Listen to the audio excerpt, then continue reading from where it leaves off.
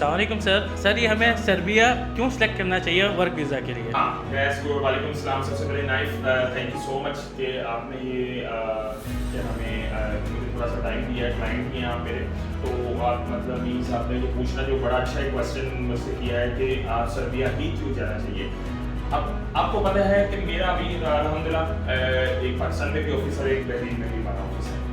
मैं ऑलरेडी सबको गाइडेंस दे चुका हूँ और दे रहा हूँ और देता रहूँगा इंशाल्लाह ताला अपने पाकिस्तान ऑफिस में भी बहरीन ऑफिस में भी कि हमेशा वो चीज़ को सिलेक्ट किया जाए कि जिससे आपको बेनिफिट्स हो।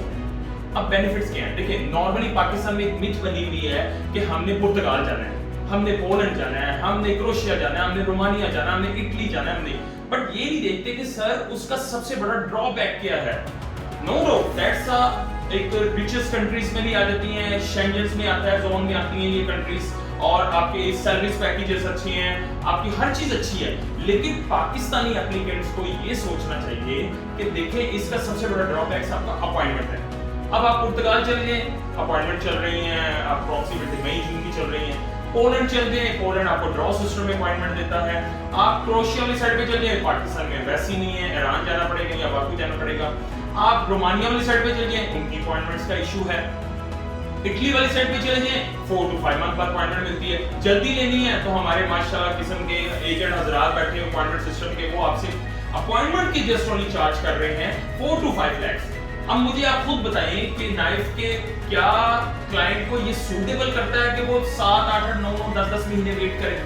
तो that's the first of the reason, good reason कि सर्बिया जो है ना, no need for appointment. Reason that कि इसका जो अप्लाई होता है ये ऑनलाइन आप एप्लीकेशन को सबमिट करते हैं after visa approval, so you should visit the embassy.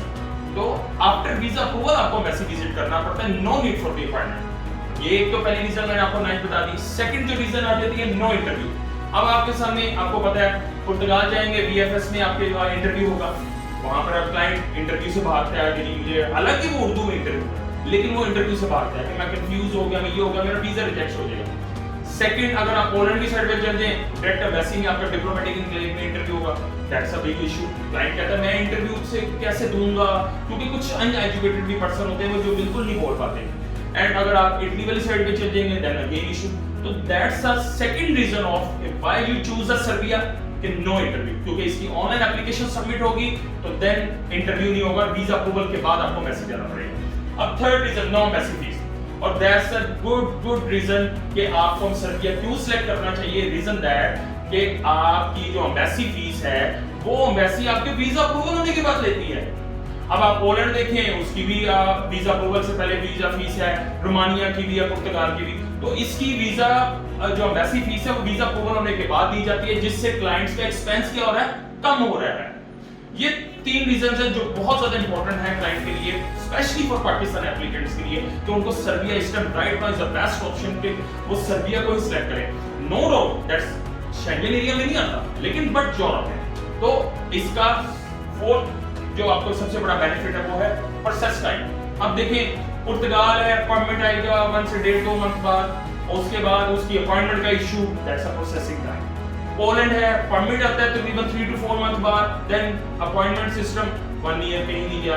Then आप रोमानिया वाली साइड पे भी ये इशू, ये अब इसको क्यों चूज करने के लिए मैं नाइफ कहूंगा, इसलिए क्योंकि इसका परमिट विद इन 14 डेज में आपको इशू हो जाता है। आपकी अगर डॉक्यूमेंटेशन, सपोर्टिंग डॉक्यूमेंटेशन रेडी है तो आप इसको विद इन 1 से 2 आवर्स में, विद इन 1 to 2 आवर्स में इसकी फाइल को सबमिट कर सकते हैं। और जो एम्बेसी का प्रोसेसिंग टाइम है उसका किसी के ऊपर भी सटी बस नहीं चलता नाइफ। वो उसमें क्या होता है कि आप 45 to 60 वर्किंग डेज आपको वेट करना पड़ता है एम्बेसी के डिसीजन पे कि उन्होंने आपको वीजा देना है या नहीं देना।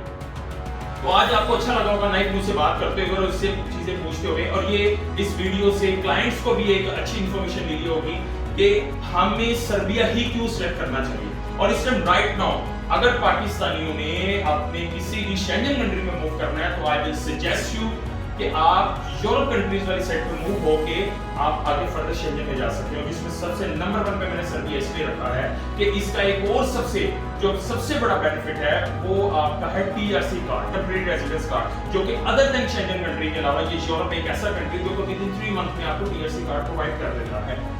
तो अगर आपको इससे रिलेटेड हमसे कोई सर्विसेज चाहिए मेरे लाहौर ऑफिस से या मेरे बहरीन ऑफिस से, so you can visit us physically भी विजिट कर सकते हैं। आपने अगर सोशल मीडिया पे मेरे हैं फॉलोअर्स हैं तो उनको लाइक सब्सक्राइब शेयर करें ताकि आपको लेटेस्ट न्यूज़ अपडेट्स रिगार्डिंग तो मैसेज और वर्क परमिट से रिलेटेड मिलती रहें। और आप हमारे सोशल मीडिया के अकाउंट्स हैं सारे, उसके अंदर मेंशंस हैं, नंबर्स वगैरह मेंशन है, तो आप हमसे कांटेक्ट भी कर सकते हैं, ब्रेन ऑफिस में भी, लोअर ऑफिस में। Thank you.